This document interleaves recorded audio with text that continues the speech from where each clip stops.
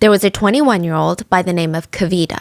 She was on a flight from London to Mumbai, India, and it's about a 9-hour flight to get from one point to the other. She slept through most of the flight, and now it's landed. She's patiently waiting in her seat for that little seatbelt ding to go off so she can hop up out, grab her little luggage from the overhead bin, and start deboarding the plane.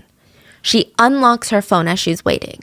And it's a little strange. Her data's not working. She's not too worried about it. She tries turning off the airplane mode, turning it back on, turning it off again. She's still not getting any signal. Okay, that's fine. Her older sister Gia actually lives in Mumbai, and her sister Gia was going to pick her up at this airport. Even though it's way past midnight, she didn't have to worry about getting a taxi, getting an Uber. Her sister was going to meet her. They even texted right before Kavita got on this plane from London. She said, "I'm boarding now. See you on the other side."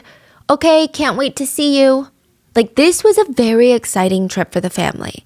Kavita's birthday was coming up. She's going to turn 21, and she wanted to spend it with her older sister Gia and her mom, who were in Mumbai. So she's in school in London. She's coming to Mumbai, India. And the sisters, the family, they were super, super close. So India is her home country? No. Oh, okay. Oh, it's very complicated. Okay, so her sister was born in the US. I don't know if Kavita was born in the US or in the UK, but they immigrated to the UK from the United States, and then just the sister moved back to Mumbai. But even though she was never born or raised in Mumbai. So I guess not moved back to, but moved to Mumbai. So she's only meeting sister? And her mom goes back and forth between London and Mumbai. Okay. Yeah, so her mom is in Mumbai right now, right? And they were all really close, but it was rare to see Gia these days because after she moved to Mumbai, you know, it's a 9-hour plane ride. Gia was actually an actress in Bollywood, the Indian version of Hollywood. Like, think of it as Hollywood meets K-dramas. They produce over 1,000 movies per year. Like, this is Hollywood on steroids. That is double what Hollywood puts out in terms of volume. Their audience is over 3 billion people, and in 2020 alone, they were valued at $1.7 billion US. Kavita's sister Gia used to live in London, but she moved to Mumbai with their mom so that she could pursue her dreams in Bollywood, right? To become an actress. She worked hard. It said that Gia's discipline was unmatched. Like, this girl put in the work. Everyone praised her, not just for her talents, but just for her sheer unthinkable work ethic. So yeah, a Bollywood famous actress was going to pick up Kavita from the airport like a personal chauffeur, but that's what sisters do, right? So Kavita gets off the plane. She's waiting for her suitcase at baggage claim. She's trying to get some internet, some signal to pick back up, but eventually she gives up and connects to the airport Wi-Fi. She just wants to let her sister know, "Hey, I've landed. I'm going to wait for you at like gate D." Immediately, every text message, every call that she had missed while she was flying was coming into her phone. Text after text, call after call, missed calls from her mom, aunt, cousins, random family friends, Instagram DMs, Facebook notifications. Even her email inbox was overflowing. Some from people she knew, some from complete strangers. And her eyes are just like wildly scanning through these notifications. She has no idea why these people want to reach out to her so badly. And then she collapses on the airport floor, just sobbing. Passerbys asked her what was wrong. They tried to offer her help, but she just pulled herself together and ran straight out of the airport. She needed to figure out if it was true. Was her sister Gia really dead? She was just 25 years old, and Gia Khan, the Bollywood actress, the daughter, the beloved sister, was found in the guest bedroom just an hour before she was due to pick up her sister from the airport. She was found dangling from the ceiling fan. It was originally presumed that the stress of Bollywood became too much for her. But when you really look into this case, there are so many unanswered questions, so many little mysteries that don't make sense, that don't add up. She was found wearing a completely different outfit from what she was seen leaving the house in. She was inches away from 2 twin beds, meaning if her survival instinct had kicked in, which most people's do, she could have easily changed her mind. Every single light was on in the house. Every door was closed, which is very uncharacteristic of Gia's home. And the most confusing part about this case was that the marks on her neck didn't match up with the crime scene. Her body was allegedly covered in cuts and bruises. She had reportedly gotten into a very big fight with someone just hours before her death, and the window to that room that she was found in, wide open, meaning anyone could have been in and out. The police immediately ruled out foul play when there were so many fingers pointed to foul play. It wasn't until a couple days later when 6 pages of Gia's personal diary were leaked to the press, and that Gia's death would be connected to a very powerful family / nepotism baby in Bollywood. And it culminated in one of the biggest scandals and mysteries in Bollywood and in India, in the world, to date. As always, full show notes are available at rottenmangopodcast.com. This case was really, really big back in 2013, 2014 when it started happening, especially since some of the players in this scene or in this case are very big names in Bollywood. The court process actually lasted 10 whole years, 1 whole decade, and just at the end of April of this year was when the courts came to their final decision on this case. Wow. Yeah. So case is finally closed now. Finally, like a month or 2 ago. Wow. But, the court of public opinion is never closed and it's still very divided. There's a couple of main theories about this case. Either she chose to end things or she was murdered. And I'm going to present both sides of the argument as well as other pertinent background information and details. But I'm going to leave it up to you. Like, what do you really think happened to Gia Khan? Since this did take place in India, I did get 2 Indian researchers to help me with the research. I tried to get as much as the social and cultural factors that played into this, but as always, if there's any information that I missed or any details that I left out, please feel free to let me know in the comments. With that being said, let's get into the story. So after the death of a beloved and controversial star, which, side note about the word controversial, Gia Khan wasn't controversial as a person or even as an actress, really, but the media loved to portray her as a controversial figure because it would be a lot more consumable for the general public than being like, oh, this really nice, wholesome actress. So controversial due to no fault of her own. When she passed, every magazine, every person, every news outlet that had originally been making false headlines at her expense, they are scrambling to shower and clutter the internet with their heartfelt sympathies. There were conversations, open dialogues about the pressures, the stress, the public scrutiny that comes with being this massive figure in Bollywood. Maybe it's too much, it can't be good for mental health. You know the drill. They go through the whole, guys, let's not forget celebrities are real people too. And then they forget about it the next time someone gets canceled. And then it won't be brought up again until somebody is dead. It was that phase. So 4 days of this, just nonstop. Oh my God, we need to be more careful about celebrities. And then boom, the whole story changed. The headlines instantly took a 180. An explosive document, a piece of evidence, was released by Gia's mom. 6 pages torn from her personal diary that detailed her secret relationship with the son of one of Bollywood's most influential families. The diary entry went into great detail about the torture, essay, degradation, physical abuse that was inflicted upon her by him, the Nepo baby. One of the worst and most traumatic instances being that he forced her to terminate a pregnancy. And when the meds stopped working halfway through, it was a medical termination. He, with no regard to her safety, no regard to her well-being, prevented her from going to the hospital, even though she was profusely bleeding, and physically removed the remnants of the tissue matter from her himself. Oh my goodness. Now, this secret boyfriend was named in this letter, and it was Suraj Pancholi, and all eyes were on Suraj. Everyone wanted to know if the allegations were true. Gia's doctor came out to confirm that, yes, she in fact did terminate a pregnancy. It said that Gia never wanted to terminate, but Suraj took her to the doctor, demanded the medication himself. He forced Gia to take it, and as she's bleeding so much, she calls the doctor, and he advised both of them, you need to go to the hospital immediately. Like, this is a serious matter. This is not a joke. Go to the hospital. Suraj did not let her. Instead, he waited 3 days to call the doctor back. He said Gia was sitting on the toilet with, and I quote, half the fetus still stuck inside of her. God. The doctor freaked out and told him, what the hell are you doing? Take her to the hospital. This is life-threatening. Like, life-threatening. She could die. Do you understand me? This is not a joke. This is very serious. Take her now. He did not care. Like, this sounds like a caricature. If I had to write the most evil villain boyfriend, that's something that he would do. That's something that he would do. It's almost too evil to even sound real, but it's real. He called his housekeeper into the bathroom and asked her to help pull the rest of the tissues out. It's not like they didn't have the money to visit the hospital. He had wealthy parents. He had a great job that his parents got him. And on top of that, he had borrowed tons of money from Gia at this point. Even if he didn't want to pay the bills, I am absolutely positive that Gia and her family would have paid the bills.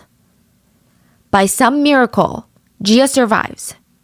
Suraj said that he didn't want this baby because he was too young and his career wasn't stable enough. He said that he'd rather spend his time working than spending his time being a father.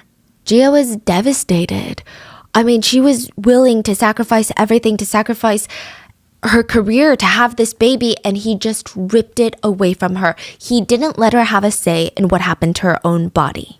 And now she was dead. Now, this letter blew open the case immediately because, remember, like I said, right after she passed, the whole narrative, the whole media, the whole world was saying, oh my gosh, the pressures of being a celebrity, it's so hard being a woman in the industry. That was what the conversation was about. Now, this is in the news, and the tabloids that used to write about Gia's appeal were now writing articles about her suspicious death because it's not even a matter of murder anymore.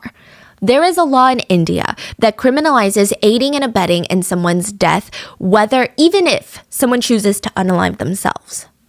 So if you were aiding and abetting in that process, you could be held criminally liable as if you were the one committing murder. Now, it's obviously not as black and white. Even murder is not as black and white, but we've seen it with cases here in the US. There's gotta be a lot of strong ties. Now, this letter was damaging. If Suraj had tortured her, assaulted her, belittled her, forced her to terminate a pregnancy against her will, risked her life during that termination, that would be enough to drive someone into having very dark thoughts. So it was enough at least to bring in Suraj to be investigated, creating one of the biggest, I don't know if you can even call it a scandal. I don't know what to call it. One of the biggest mysteries in Bollywood. But unfortunately, the case gets really, really, really messy really quickly. Even the letter's validity comes into question later. Less about the contents of the letter, but it's a question of who actually wrote this letter. There's a whole thing about it, okay? Potentially, Gia did not write the letter herself. What was in the letter was most likely true, but it's complicated. But before we can get to that, let's start from the beginning. I think we can all think whatever we want, but I would just hope that Gia's family knew her the best. And Gia's family was adamant that Gia would absolutely never, ever make this decision to end things herself. She was the type of person that went after what she wanted in life. She was always known to be so determined and ambitious and goal-driven, and things just were not adding up. So a bit about her upbringing, which is very pertinent to the story later, because people start going on saying crazy things about her childhood. Now, Gia was born in the US in Staten Island. Her whole family were small-time actors and actresses. So her aunts were small film stars in Pakistan, and her mom did a few roles in Bollywood, but retired when she gave birth to Gia, her first and eldest daughter. She would go on to have 2 more daughters. Out of the 3 daughters, Gia, the oldest, was like, Mom, I'm gonna do what you did, but better, no offense, okay? I want to be the best actress in Bollywood. And you would think that her mom would be excited, but she was not excited. Her mom said, I was very worried. She told me she wanted to be a film actress, and it's not talent-based in Bollywood. It's luck, it's connections. That's when I had the one-on-one conversation with her, and I said, baby, you have to understand what this industry is really all about. But my daughter had a clear mind. I told her, you're very young. You can always do movies later when you're older. I want you to finish college first. I wanted her to go into medical sciences. But she said, Mom, I've already decided. What can you do? So I told her, if that's what you want to do, then you need to study at the top university in the world to enter the business you want to get into. The family ends up moving to London, and when Gia turns 15 to 16 years old, she moves all the way back to New York City by herself to attend the Lee Strasberg Film Institute in Manhattan. This is a huge, huge deal. Some of the biggest names just of all time have walked those very halls. Angelina Jolie, Lady Gaga, Chris Evans, they all went to that school. Gia's mom was worried, but she also was very proud of her daughter. It's like a double-edged sword. You're so scared because that's your child, but then at the same time, you're like, man, how did I raise this girl? She's crazy. She's just going after what she wants. Nothing's getting in her way. It's insane. Gia's sister said, oh yeah, it was wild. Like, she's a teenager living in New York City, and you would imagine that most 16-year-old kids, they're alone in New York City, no parental guidance. They're gonna be out having a freaking blast, partying, being crazy. All she did was work. Just work, go to school, work, go to school. And then Gia's first job was actually through a friend of her mom's, okay? Her mom is Rabia, and Rabia's friend had gotten her a lead female role, which is a huge deal considering Gia was only 16 years old. She took the offer. Now she's got to move to Mumbai with her mom to get this deal done, to film this whole movie. She gets on set and yikes, okay? That's all I can describe it. Yikes. She felt so off about this movie. Her mom felt so off about this movie. Her mom's friend, who is the producer, was like, oh, yikes. So the role, I don't know if there were revisions to the script. I don't know what was going on, but the role just kept getting increasingly more, and she's 16. Wow. So everyone is like, yikes, this is not what we want to do. And even though she signed a contract, and in Bollywood, and really in any industry like this, signing a contract for something like this, you get punished as the lead or any actor in a film if you decide to drop out. Like, there's not even just being blacklisted from the industry, which can happen, but there's contractual reasons. Like, you might have to pay a sum, you might have to do this, you might have to do that. It's really complicated. But the director let her off without any consequences because it was truly a weird and unfortunate situation. I guess originally the script wasn't supposed to be sexual, but maybe the studio houses were like, yeah, we need some scenes and stuff. And she's like, okay, I'm 16, I gotta go. And so for the next 3 years, Gia had no new roles being offered to her. But she's in Mumbai, and she's just trying to take whatever job she can get in the industry. She's just trying to pay the bills. She doesn't want fast fame. I mean, there were methods where you could date a producer, you could date a director, and first of all, nothing is wrong with that. You know, it's a cut-throat industry, especially for women. Everyone knows what both parties are getting out of the relationship, but Gia she just really wanted to make a name for herself the right way in her eyes. She's like, I just want it to be about me. And finally, the call comes. She's casted as the lead female role in the movie called Speechless. She's 18 years old. And let me read you the movie blurb just so you have an idea about what this movie is about. He's 60. She's 18. Some love stories are never meant to be understood. Okay. This is like a horror film. The movie was about a girl that brings her friend to her parents' vacation destination, like a vacation home. And the girl and the parents are all there together. And then one day, the dad is spying on his daughter's friend, Gia, and she's in the backyard alone. And for whatever reason, she's watering herself with a water hose while wearing nothing but a white oversized button-down shirt. And things just escalate from there. This movie is based on a Hollywood film called American Beauty. It's just a remake. It's the same premise, same movie plot, same everything. This is a massive role. She should be proud of it. The movie itself ended up being a flop, but Gia did get really good reviews for her acting. Critics said she's impressive. She's got attitude. She's got incredible appeal. She got role after role, but as her career progressed, critics and the public started focusing more on her appeal than they did her actual acting, which is what happens to a lot of great actresses. Like, it happened to Margot Robbie after The Wolf of Wall Street, and it takes so much for these women to do different films to let people know, hey, I actually have talent, thanks. If you could stop just calling me like a bombshell goddess, blonde bombshell. Like, guys, I've got a skill set. I mean, she was a great actress, obviously, but people just were not interested in that. They just only talked about her looks and how she was and who she was dating. And, oh, did she sleep with a producer for this role? Now, the audience, other producers, and even her cast and crew all paid more attention to how she looked than she acted. The looks and whispers and online articles start getting more real, more scary, more dangerous. One night, Gia comes home, and her sister Kavita, the one from the start of the story, she was visiting Gia in Mumbai. So she's staying at Gia's apartment, and Gia comes bursting through the door after work in tears. And Gia was telling her that this producer ordered her to strip naked in front of him during a reading session, like during the round table, like readings or whatever. Kavita said, you know, it was rehearsal, and Gia said that they were reading the scripts, and he asked her to take her top off along with her bra. She didn't know what to do. She hesitated. She came home in tears, and Gia was telling me the filming hasn't even begun yet, and this is what's happening. Like, I can't even imagine what it's going to be like on set. When she was asked by the producer to take her top off, she came home and cried.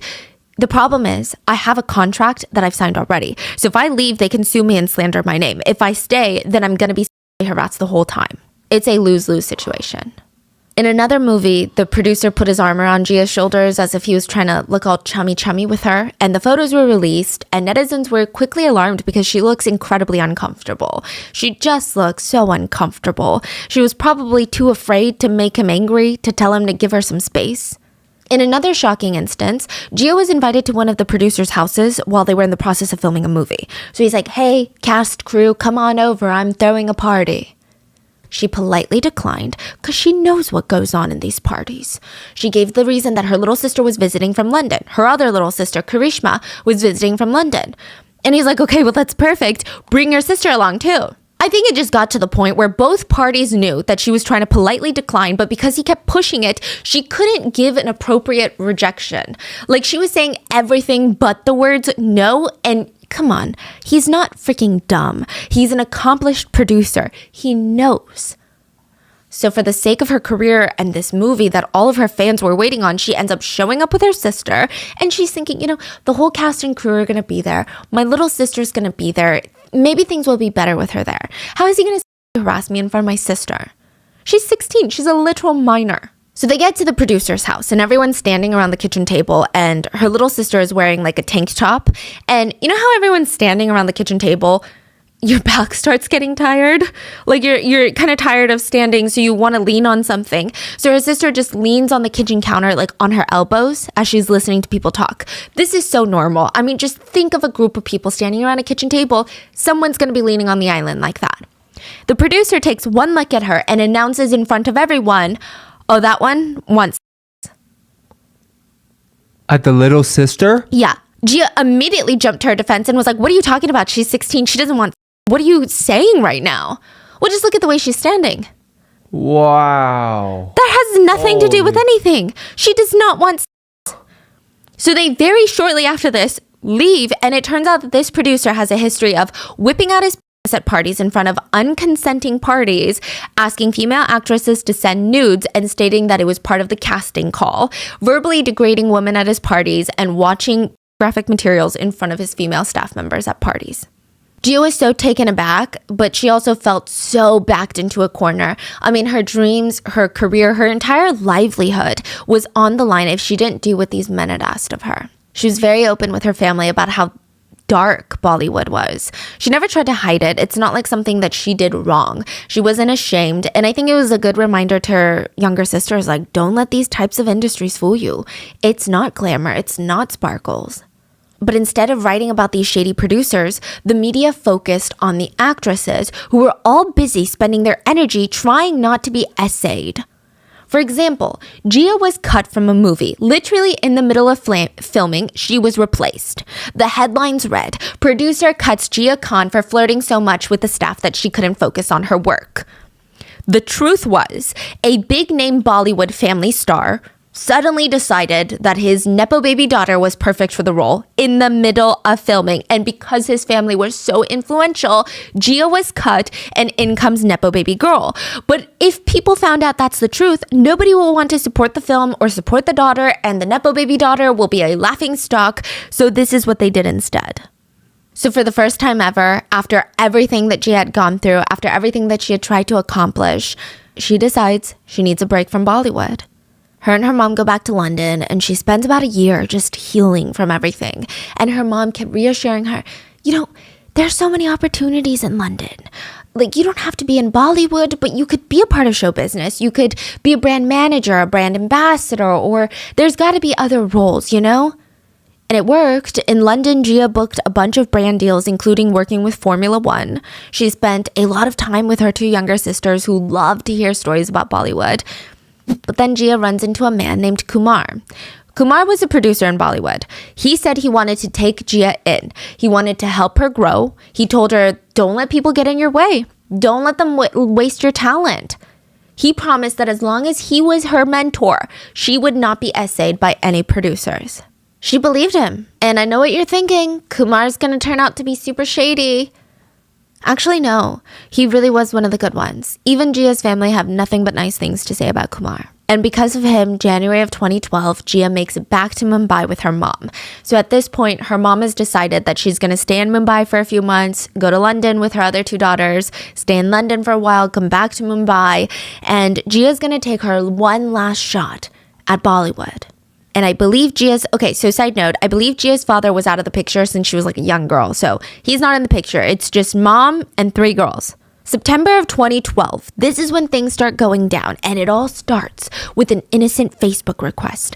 A friend request from a man named Suraj Pancholi. Now, by all means, nothing about this was creepy. Suraj was not someone that Gia had personally met, I don't think. But, if they did, it was just in passing. But the guy was as vetted as he could be. His parents were both very well known in Bollywood. His mom was a famous actress. His dad was a big shot producer, and he himself was an actor/production assistant or a producer's assistant.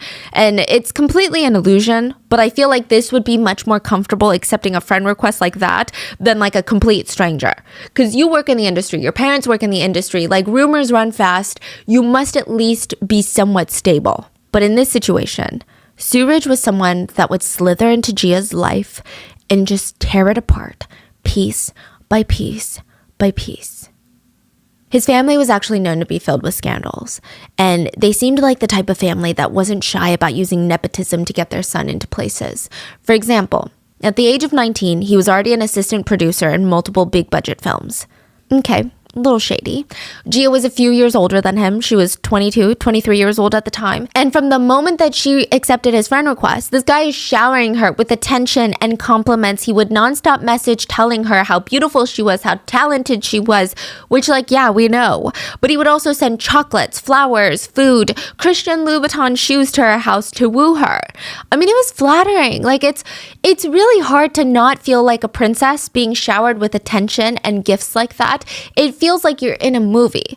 Like the son of this wealthy family wants to woo you. Even if you don't care about the money, it's like a main character moment. And she would tell her family all of this, and they were all super chill about it. They said we all kind of giggled about it. Like, she never took it seriously. It's like this young kid who's sending her Louboutins. She just thought it was funny. But that's how she got trapped. He added her as a friend, September of 2012. By end of October, beginning of November 2012, they were practically living together. Suraj would spend most nights at Gia's place, and even though Gia told her family, no, we're just friends, her mom knew that things were changing.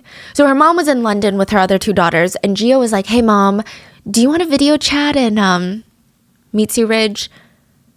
Of course, her mom wanted to talk to Suraj. This is the man that has been impressing her daughter for the past few months. She hops on a Skype call. The energy is weird. He's hiding in the corner, in the shadow where it's dimly lit. He wouldn't show his face completely. He's not that energetic. He's not what you would imagine someone would behave when they're meeting their partner's parents for the first time. Gia's mom was very taken by surprise. But of course, when she brought it up to Gia, all of her concerns, Gia's just reassuring her, Mom, he's just super, super shy. He just woke up from a nap and he was super shy. Okay. But her mom just felt all these red flags. He had moved into her house. Gia is the one paying all the bills. They weren't even splitting the rent, nor did they get a new place together. But because Gia is an adult, what can Gia's mom do? And I think Gia's mom, I don't want it to sound like she's this helicopter mom. And I mean, there is a debate about that later, but I don't want to make it sound like she is. I think that Gia's mom, she really just focused on women having a life outside of their relationship. Not just women, but everyone. So she always told Gia, if you're going to be in a relationship, that's fine. You're literally an adult. But no matter what, don't you ever let a man or anyone take you away from all the hobbies that you have. You cannot lose yourself in a relationship. You need to keep playing the piano. You need to keep taking your Hindi lessons, classical dance lesson. Do the things that you've already liked to do. Do not neglect yourself to spend time with someone else.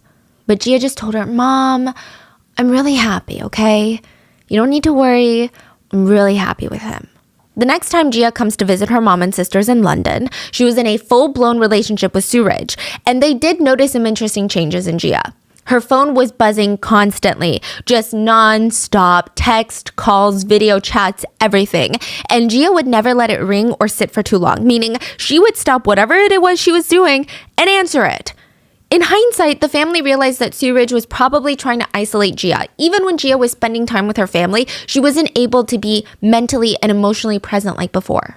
So this is something that abusers do, which is when you are forced to spend time with other people, they will bombard you with text messages and make you feel like if you don't answer, they're going to explode on you. So you can't even be in the present moment. And even if you are around your family, you're being isolated. So he's constantly just drawing her closer into him and nobody else. And when it was happening, the whole family just chalked it up to being in the honeymoon phase because it's hard to differentiate. You know, it's not that your partner is an abuser because a lot of times in the beginning of a relationship, everyone goes through like the schoolgirl, schoolboy crush where you're just so excited to talk to them. Nothing else is as exciting as getting to know them. They thought it was that. So they were annoyed, but they weren't suspicious. That is until December. Gia was back in Mumbai and her mom was still in London. And her mom gets a text message from Suraj. That is so strange. She opens it up and it's this lengthy paragraph about how sorry he is. She's like, what? Okay, she's confused. She has no idea what he's apologizing for. And through the context of the text message, she was able to gather that he had gotten into a physically violent altercation with Gia. And now he was begging her, Gia's mother, the one who birthed Gia, to convince Gia to come back to him. Wow. Basically, can you talk to your daughter for me? She hates me because I hit her. That's crazy because that's only been, 2-3 months? Yeah. That escalated so quickly. Yeah, very quickly. Yeah, I don't know the statistics on this, on when it escalates. I thought it was a bit slower than this. Because I read statistics that sometimes a lot of domestic violence actually originates when the woman gets pregnant, or at least in male to woman abusive situations. Yeah. So he was saying things like, I was drunk, I lost control, we were fighting. Now, Gia's mom is disgusted. She said if this happened in London, he would already be in jail right now for domestic violence. Rabia, the mom, said that she was so infuriated. She took a picture of this text message, sent it to Gia, and was like, I need to talk to you immediately. What is going on? What is this? You need to call me right now. Gia calls her and explains to her mom, no, you don't get it. Like he truly was sorry. He was crying the entire night. He was begging me at my feet, begging me not to leave. His face was so swollen from all the crying. Rabia did not feel as sympathetic as Gia did. She took these text messages and handed them directly to India's CBI, basically the Indian version of the FBI. Now, I'm not too familiar with the Indian legal system, but domestic violence cases go to family court and not the CBI. But I think that she went to the CBI because Suraj was a high-profile person from a high-profile, influential, wealthy family, so it's not going to be your typical family court case. But for many reasons, the CBI was not interested in investigating. So, what I gather is the mom already felt alarming enough. Yeah. Like, this is not something, couple fight, turn violent, they are working it out. She wants an investigation. She wants things to be done already at that point. She wants him to be locked up. Okay, so it's like she's really alarmed. The bell's going off like crazy. And I know people are going to be like, well, why did she let them continue to date?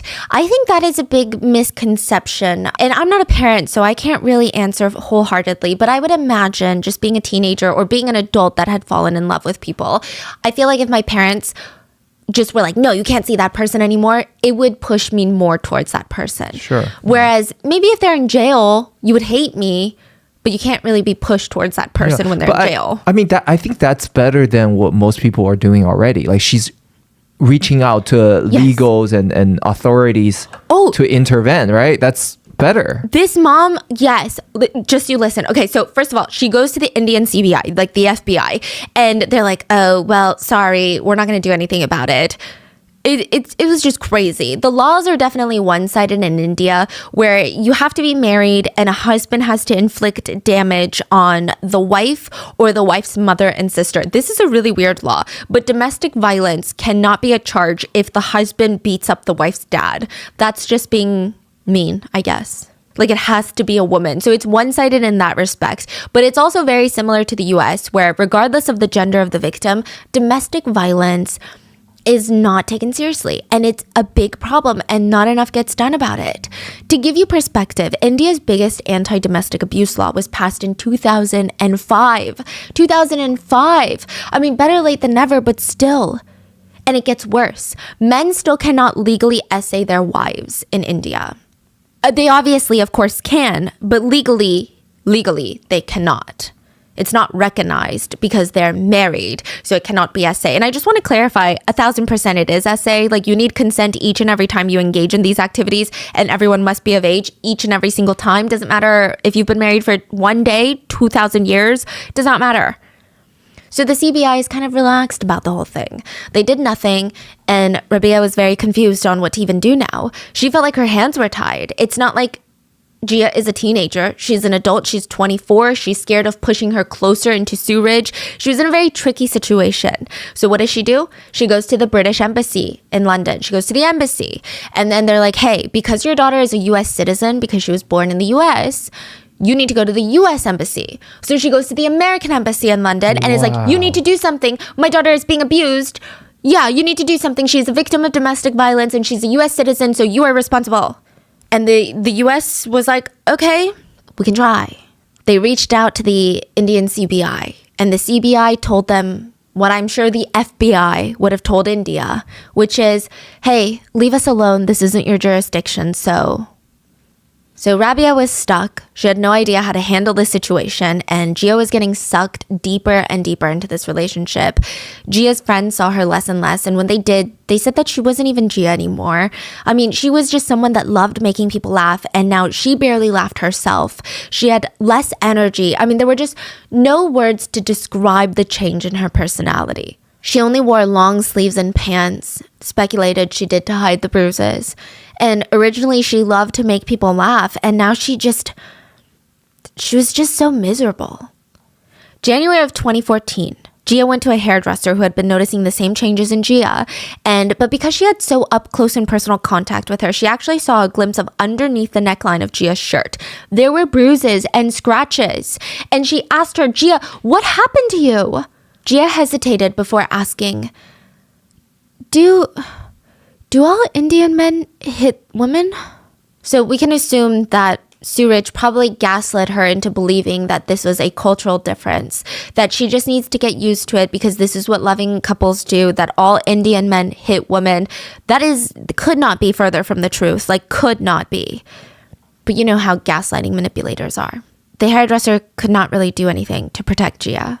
I mean, look at Gia's mom, who's trying everything, and nobody could do anything. So Suraj was said to have a very, very, very abusive relationship with Gia. Not just physically, but people who knew the couple said that he would drag Gia to these parties and these get-togethers with all his wealthy friends, all of his very elite Bollywood actors and actresses and producers, and he would physically and verbally degrade her in front of them.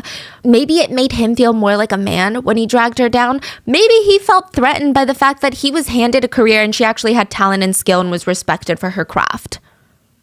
But he would literally flirt with other women in front of her, call them beautiful in front of her, degrade her verbally in front of these other women. He would belittle her work, call her degrading names in front of people. Gia didn't even hide these things from her family either. She told them and they were so confused on what to do. She would say, sometimes he would hit me until I bled. And Rabia was going crazy.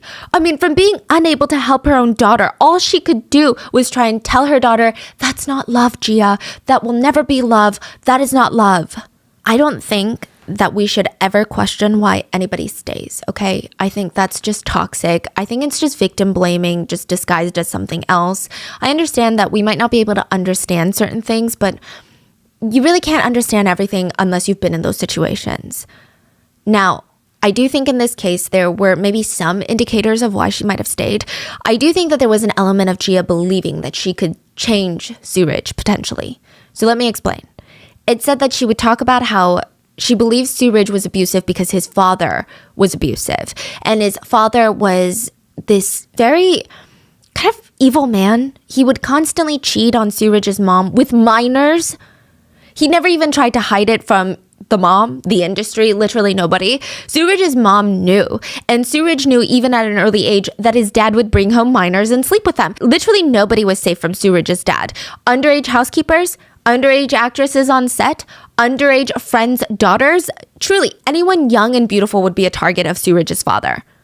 Now, in order to cope with this, Suraj's mom would just throw herself into her work. She would put her everything into her roles. She was never home. Her whole life was being a successful actress. And Suraj was raised in this tough, confusing, lonely conditions. And I can imagine maybe the abuse and the sprinkling of the, he would abuse Gia and then sprinkle in these little childhood trauma stories.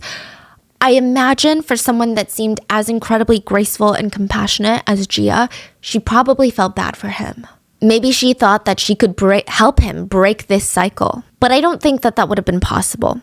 Because while Suraj grew up hearing all these allegations against his dad, he also saw his dad use power, money, and influence to silence the victims. He would slam these victims with defamation lawsuits, and the deeply patriarchal society would always back him up. The victims would be left with nothing, not even their careers anymore.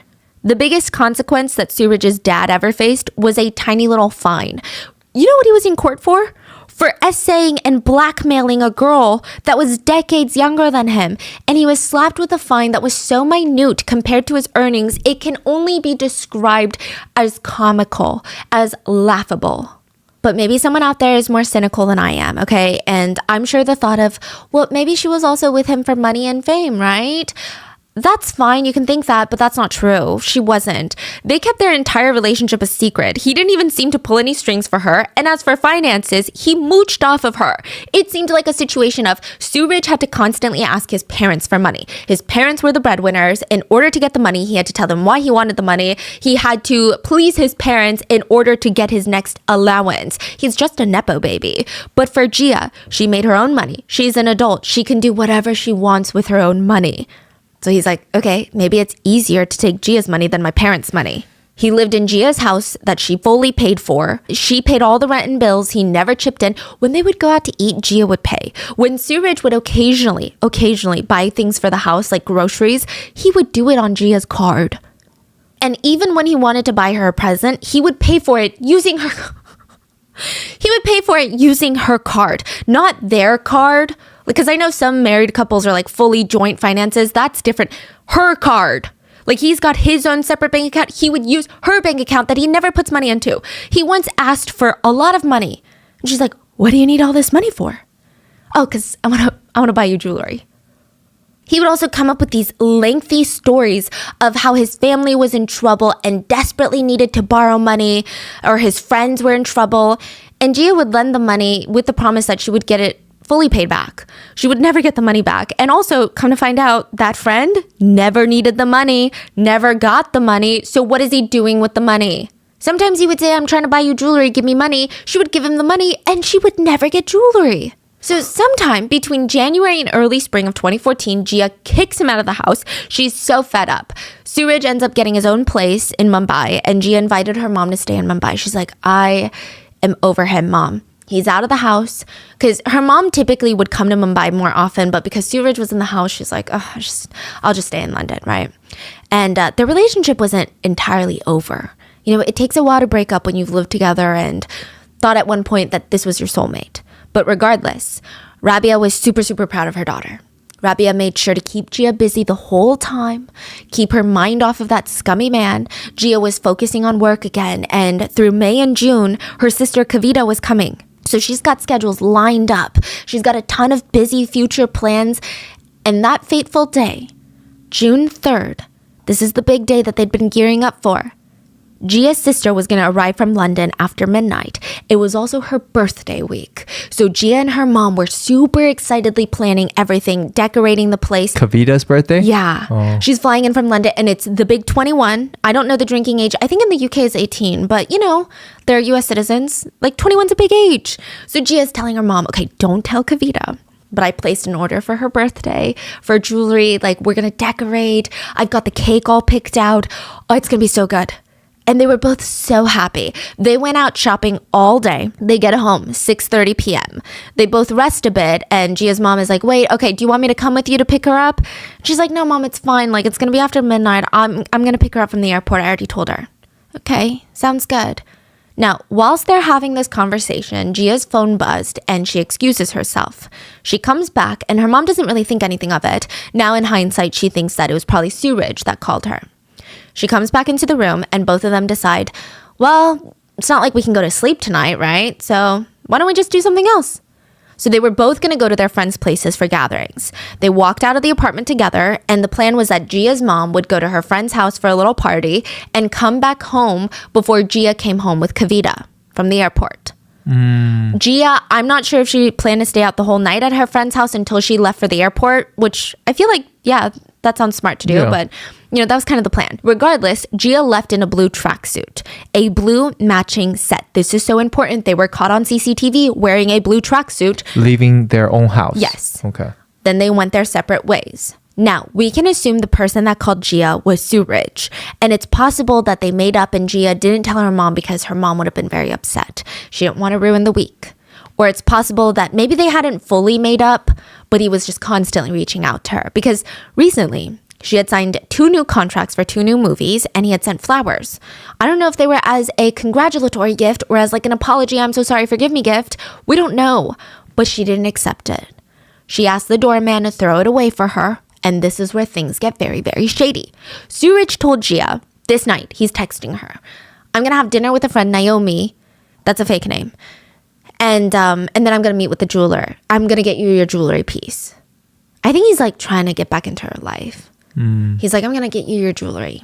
And it seemed like Gia was like, okay, whatever. She goes to her friend's house and Suraj calls Gia again. And he's telling her, okay, like I'm still waiting for the jeweler right now to get to my place. She's like, okay, this is weird. Why are you telling me this? And second of all, it's 10 p.m. You're meeting your jeweler. Like, what kind of jeweler meets you at 10 p.m.? She actually knew his jeweler. So just as I think there's a lot of trauma here. And even if they were broken up, I think it's so fresh. And I think he had cheated on her so many times. It's like, you know what? I'm just going to freaking catch him and be like, yeah, this is why I'm not getting back together with you. So she calls up the jeweler and he's like, what are you talking about? I'm not meeting him tonight. I'm meeting him next week. So she just caught him in a lie. And she just seems so done with it. She calls to tell him, like, I know you're lying, okay? And he's like, no, you've completely misunderstood. The jeweler lied to you because I told him it was a surprise for you. So he doesn't want you to know that we're meeting tonight. The jeweler even called back suspiciously to be like, sorry, I lied to you. I just wanted it to be a surprise. What surprise? He took the money to buy the jewelry. He was like, literally, I'm going to get you your jewelry. I'm meeting with the jeweler. What surprise? What is she going to be surprised about? But maybe sensing he couldn't come up with a better lie, Suraj just turns off his phone after this call. He stops responding to her, stops picking up any calls from Gia's phone. Her best guess is the guy is lying and is cheating right now. So again, it seemed like they were on bad terms. He had moved out, but maybe he's like trying to do all these things to get her back. And she's like, look, you're never going to change. So what does she do? She leaves her friend's house to catch him in his lies. She goes all the way to his place and his housekeeper opens up the door. Okay, so this part, I'm trying to be very careful with my wording here. Suraj claims that when Gia arrives, she sounded manic. She's screaming, she's yelling, accusing him of cheating and demanding to see him. Do I encourage that kind of response when someone is cheating on you? Or when you think someone is cheating on you? No. But do I think that it's a completely normal human response? Yeah. I mean, but the use of the word manic almost implies that she was dealing with some sort of mental health battle at that point in time, which she might have been. But again, it's a pretty normal response to when you think that you've caught your partner actively cheating on you. It's giving, she was acting all crazy because I was in bed with another girl. Like, that's the energy Suraj is giving. Anyways, Gia is demanding to see him, but the housekeeper is like, oh, no, you can't. He's in a meeting. She's covering for her boss. And he comes out to see what the commotion is about. The two of them get into a very heated argument while the housekeeper is just awkwardly standing there. This is 10:48 p.m. Gia is seen on CCTV storming off. So there's CCTV footage of her entering and leaving the building, but there is no footage of the fight. Now, Suraj turns his phone back on and sends Gia 10 text messages, which I don't know, I guess you could also call that acting crazy or manic. But in the span of 20 minutes, he sends her 10 text messages.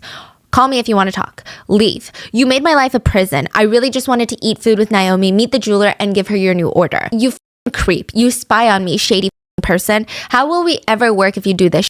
I always trust you blindly. Please leave me alone. You it up. You did. I am very unhappy. You think I'm jealous of your success? Ha ha ha ha. You ungrateful person. Talk to Naomi and find out for yourself what happened. I wanted to surprise you on Thursday. Thanks for it up.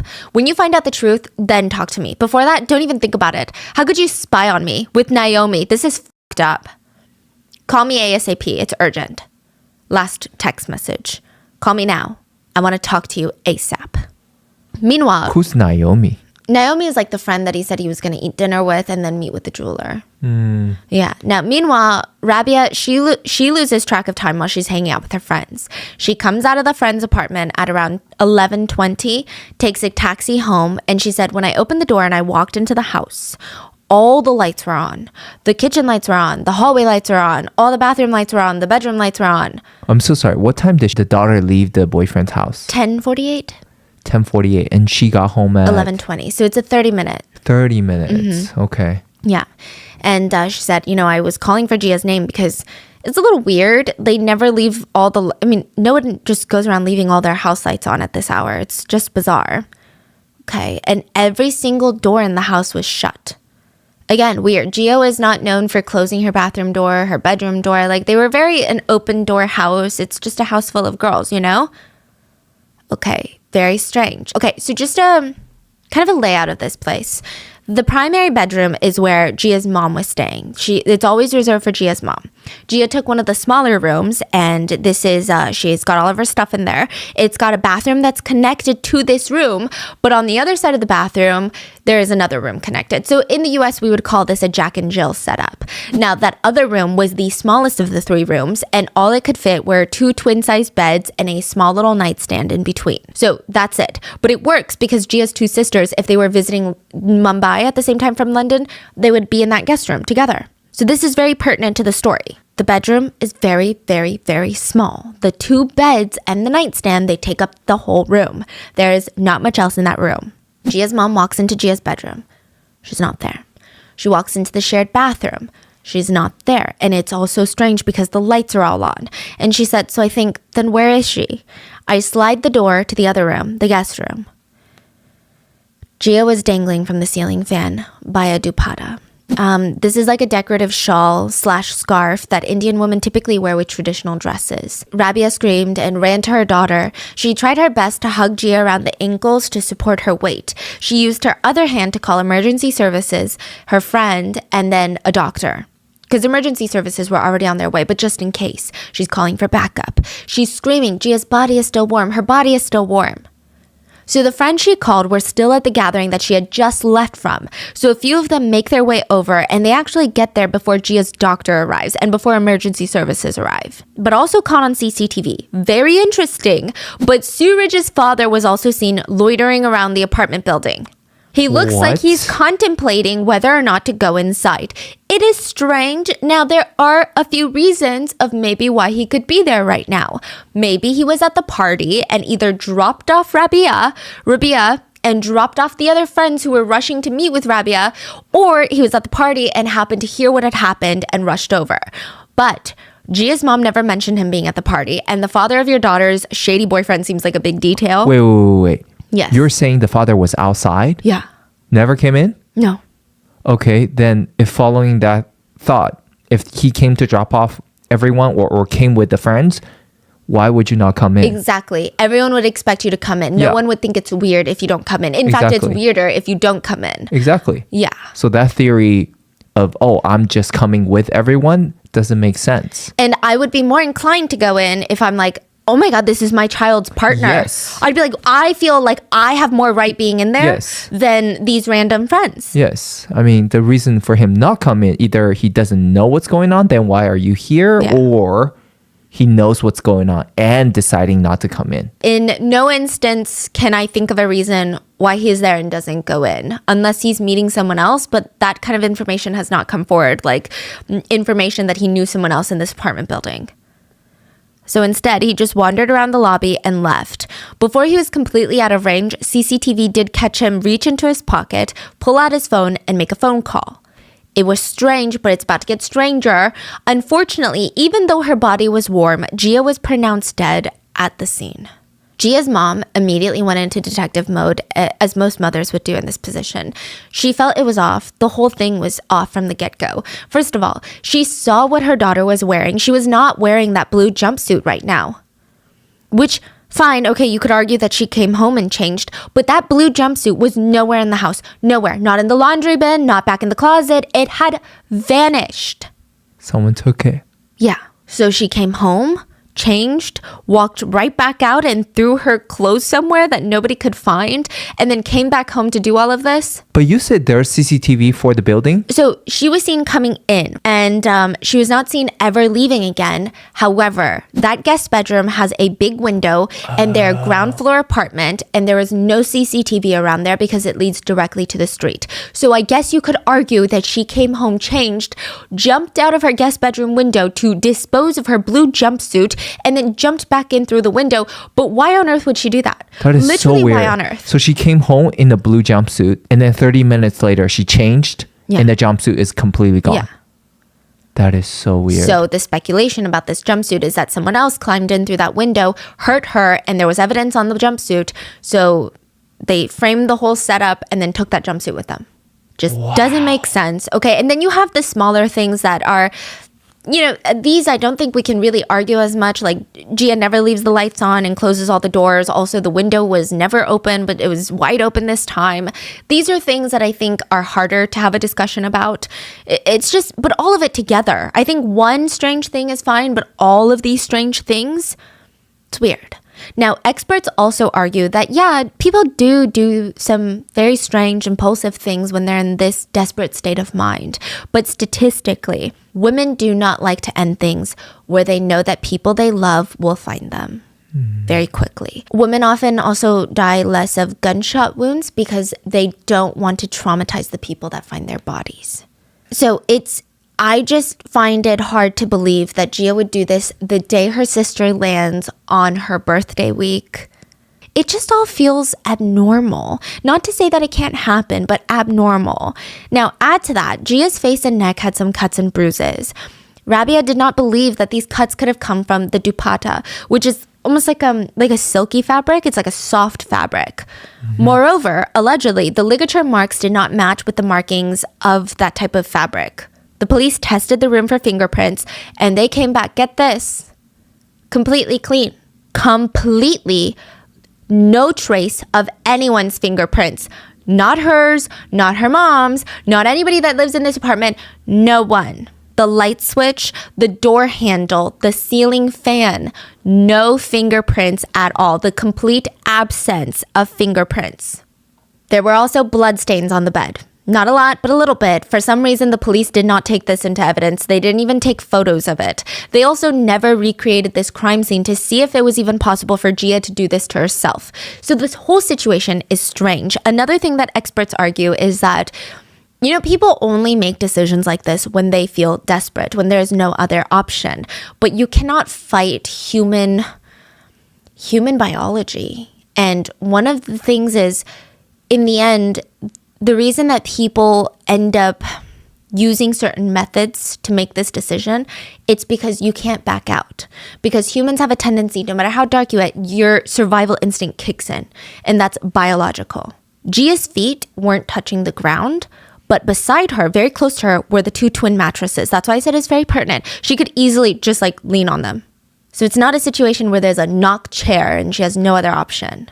I guess, again, for something like that, we can argue, we don't know, it's abnormal, but it does happen. But I'm just saying, all these abnormal things adding up. But back to the missing tracksuit, because that's really abnormal. The tracksuit was just missing. So, like I said, CCTV showed her leaving Sue Ridge's place, and there was only a 30-minute time window between the time that she left and the time that Rabia found her. It takes at least a few minutes for someone to die in this method. Let's say it took at least 10 minutes to set everything up. That leaves just 20 minutes. She could definitely have changed clothes, gotten rid of the blue tracksuit, but still. Another thing that people were arguing is that if someone had killed Gia, they could have used that window. What was going on? Is it murder? Is it not? The police are called to the scene and they rule out foul play in just 2 hours.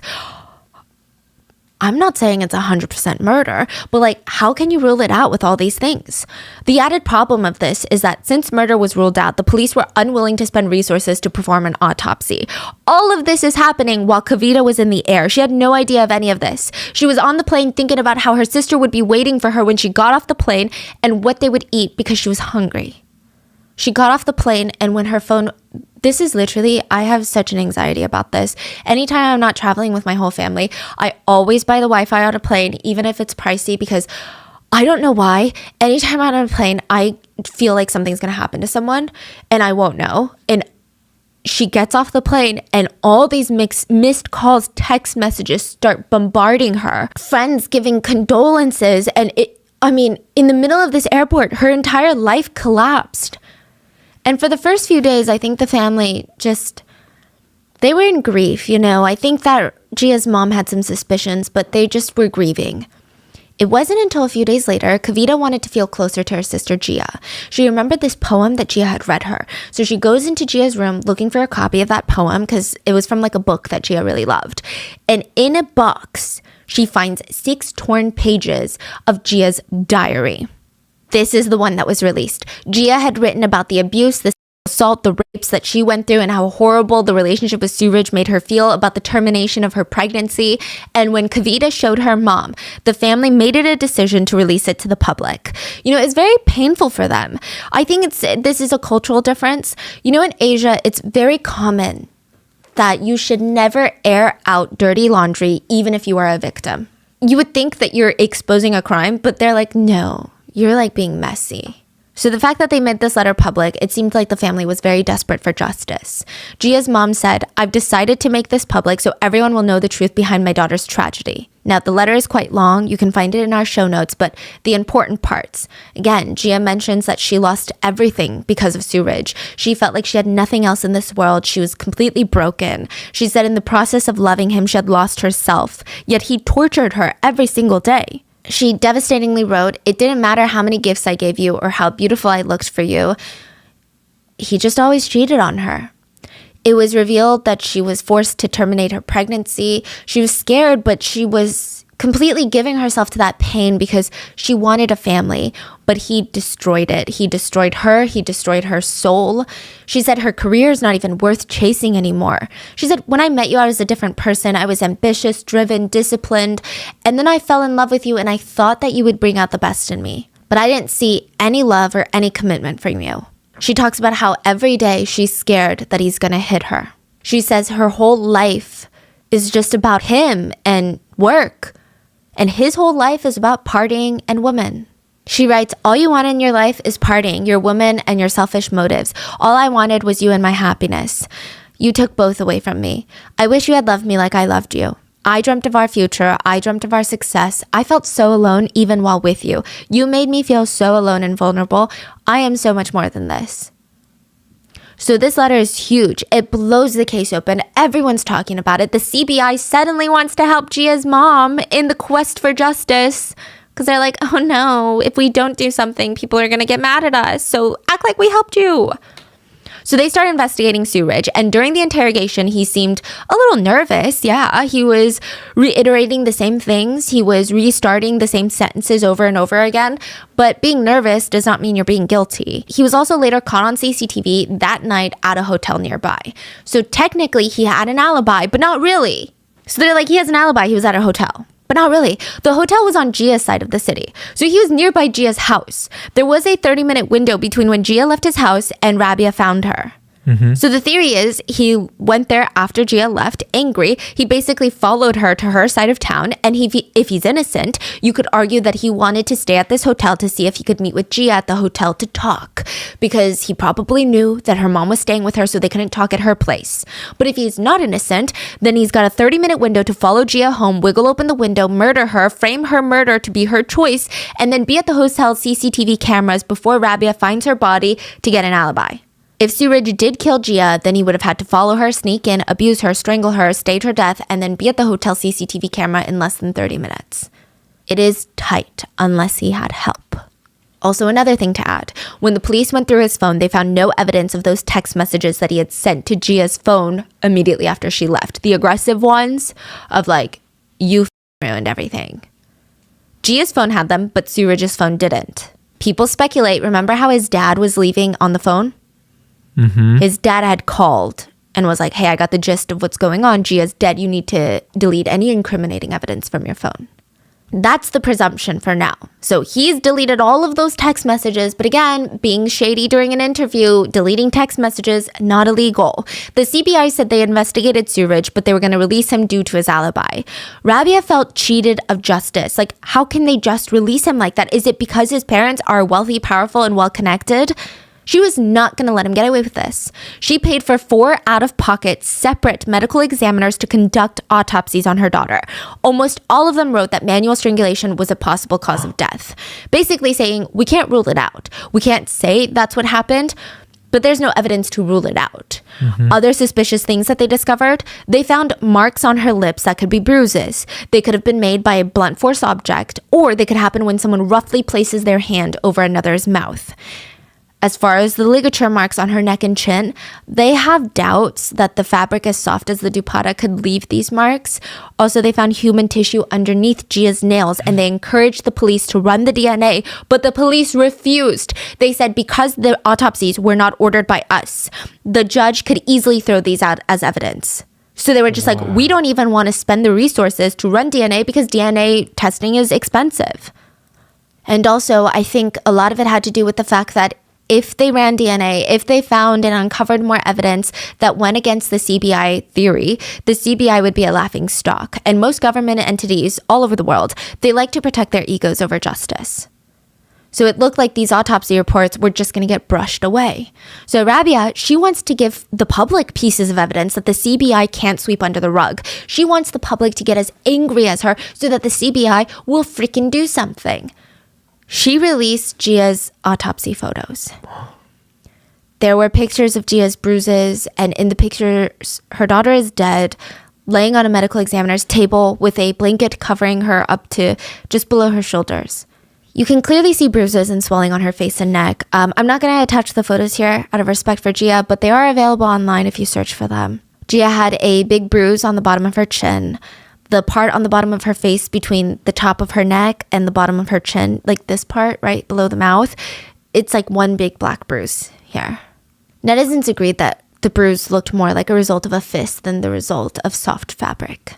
So it's really hard for the family to release these pictures, but they wanted to get justice. Now, before we get into that, there is something that you should know about Bollywood. Bollywood is run by a few rich, influential families that have been in the business for decades. Not only can they heavily sway the industry, but on who gets fired, who gets hired, what does well, what doesn't, but they can actually sway media, politics, and even the whole economy as a whole. Big Bollywood actors have ties with ministers, politicians. They can sway the entire judicial system in India. On the rare case that they are arrested, they're immediately bailed out and the media is silenced. And if someone raises accusations against them, the victims are either bribed, threatened into silence, and this little collection of families are commonly known as the Bollywood Mafia. They've been surrounded by suspicious deaths and for as long as anyone can remember. Suraj has a mentor. The toxic boyfriend has a mentor named Salman Khan. He's a member of one of the families of the Bollywood Mafia. He has no relation to Gia Khan, by the way.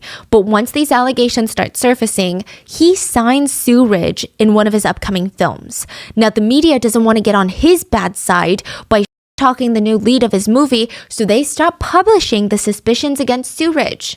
He had so much political sway that even the police start backing off the investigation, and the CBI toned it down too.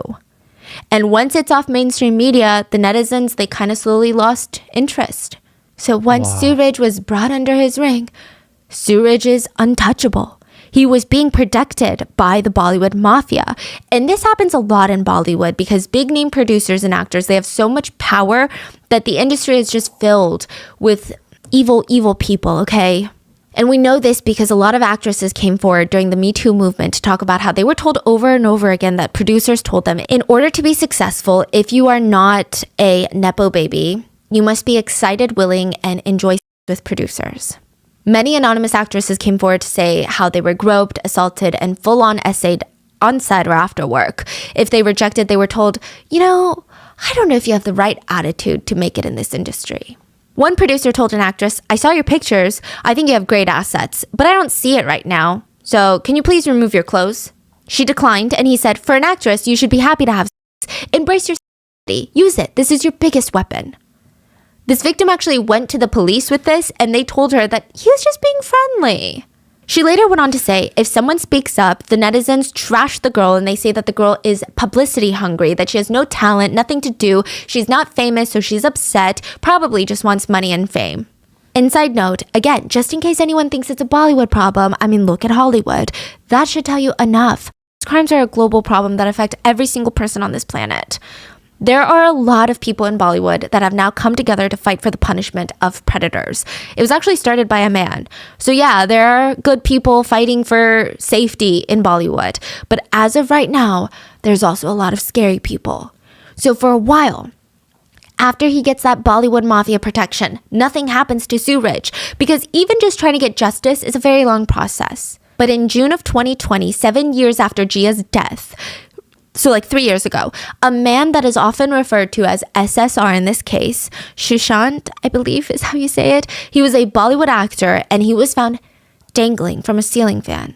He was over 6 feet tall, the ceiling fan was over his bed so his knees were bent and his feet were resting on the mattress. No. A week before he died, he was Googling obsessively of a coworker that had also died very mysteriously, another Bollywood actor.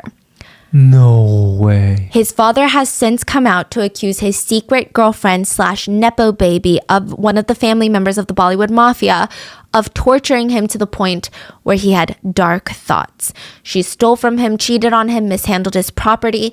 There was an investigation, an autopsy this time, but the authorities ruled it off as him not being able to cope with the pressures of Bollywood. Netizens were not convinced. Netizens suspect the Bollywood mafia was behind this and Jia Khan's death. One actress said, they killed Jia, they killed him, they tried to kill me, but they roam free, having full support of the mafia, growing stronger and more successful every single day. Know that the world is not ideal. You are either the prey or the predator. No one will save you. You have to save yourself. Another actress anonymously said, there is no law in Bollywood. They do whatever they want. So Jia's mom, she believes it's also the Bollywood mafia that got to him, but nothing is being done about his case.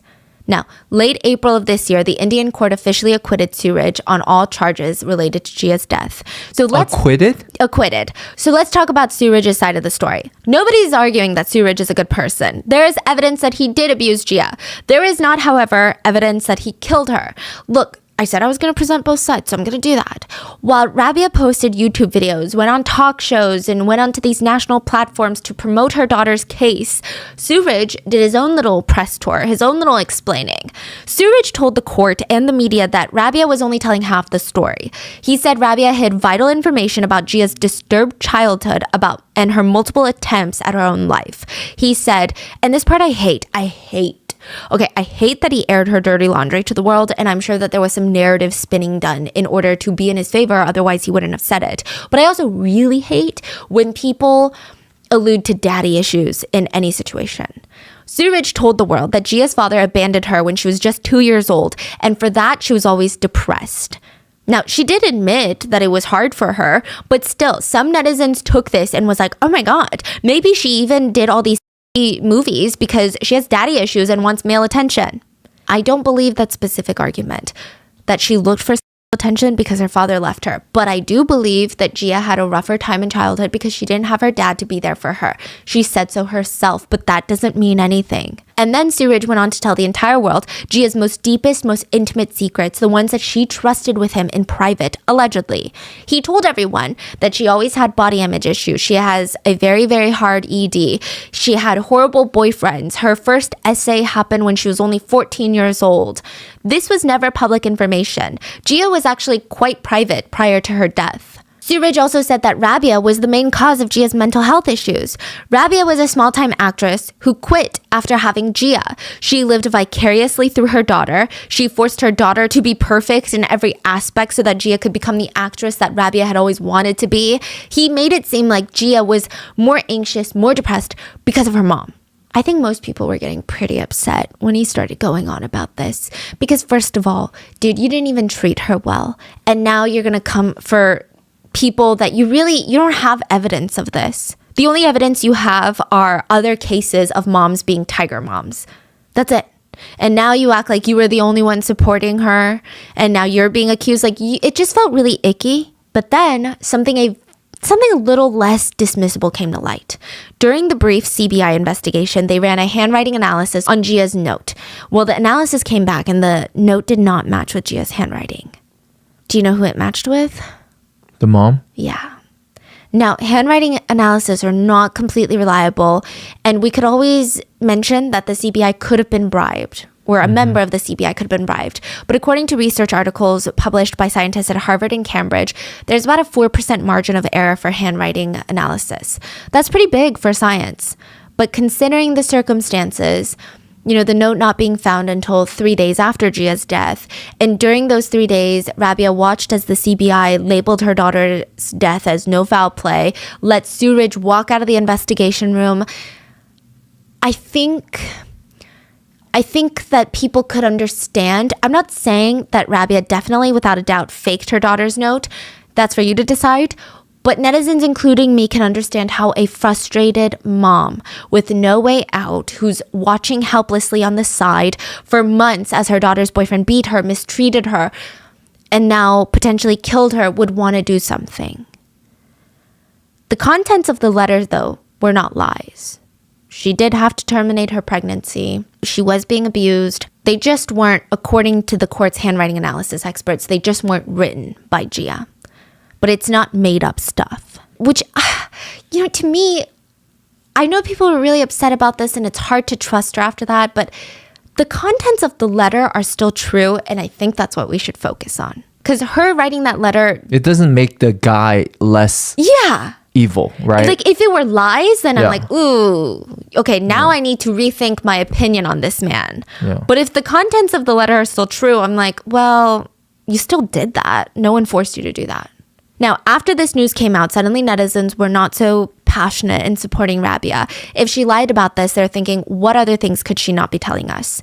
And then some journalists thought it would be a great idea for Views to bring in Rabia and Suraj's famous actress mother at separate times to talk about the case and put the videos side by side.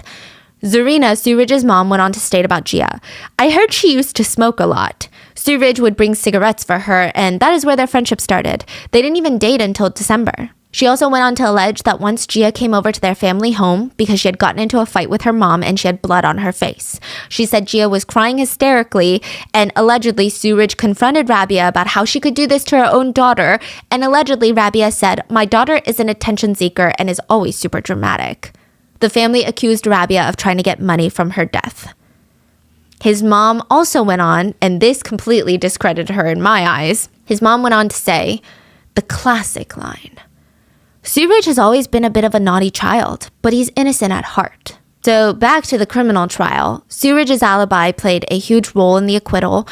Rabia's theory was that Suraj followed her daughter home, snuck through the window, strangled her, then staged her death to look like something else. And it takes a lot of time and strength to do this. It is theoretically possible, but potentially not that realistic. But what if he didn't murder her? What if he just pushed her to the point where she couldn't take it anymore? That is still a crime. But there is still no irrefutable evidence that he continuously tortured her throughout the relationship. And that's not me saying I don't believe it. That's what the court is saying. And in the end, Rabia did admit that Gia struggled with depression, that she had anxiety, she was self-harming, and struggled with an eating disorder, and she was under a lot of pressure. She did confirm that Gia had previously made attempts before.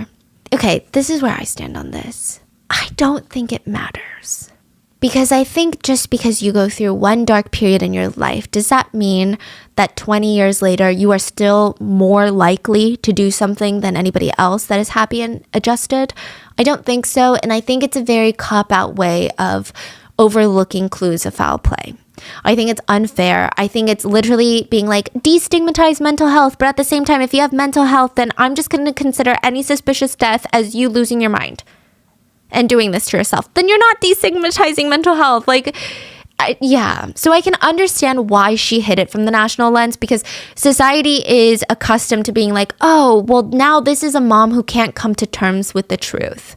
This is a mom who is just so sad and so in grief that she's just coping in a weird way. So he was acquitted, and he went on to tweet immediately afterwards. And his tweet made a lot of people mad. He talked about how Gia was under a lot of pressure. She was the only one supporting the entire family. She wasn't getting enough work. He said that in 2012, she had self-harmed, and he called Rabia to tell her everything, and she did not show up to Mumbai for months. He said, and I quote, "Is this a normal parent-child relationship?